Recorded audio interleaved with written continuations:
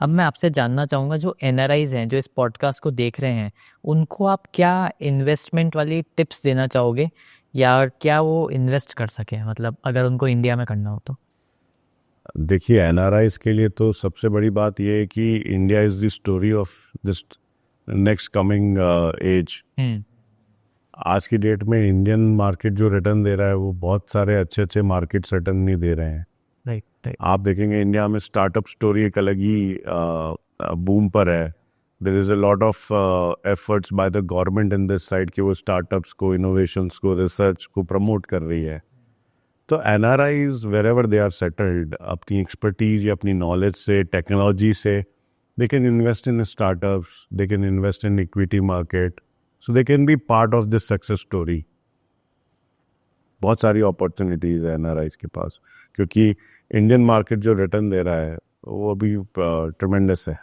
और अगर हम, जैसे आपने अपॉर्चुनिटीज़ की बात करी, तो जैसे हमारे पास तो इंस्ट्रूमेंट्स हैं, रियल एस्टेट हो गया, गोल्ड हो गया, या एफडीज हो गए, या इक्विटी हो गई, उनके पास क्या क्या इंस्ट्रूमेंट्स हैं?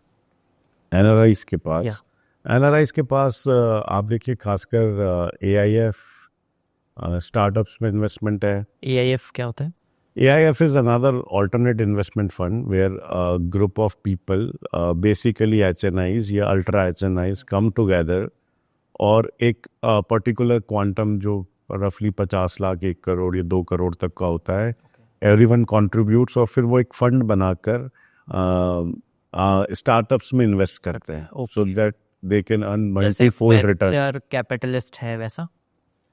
थोड़ा सा डिफरेंट, इसमें डिफरेंट लोग अक्यूमुलेट होके या इकट्ठा होके एक फंड बनाते हैं। वेंचर कैपिटलिस्ट जनरली अलग तरीके से फंक्शन, इंस्टीट्यूशन होता है वो इंस्टीट्यूशन होता है Okay.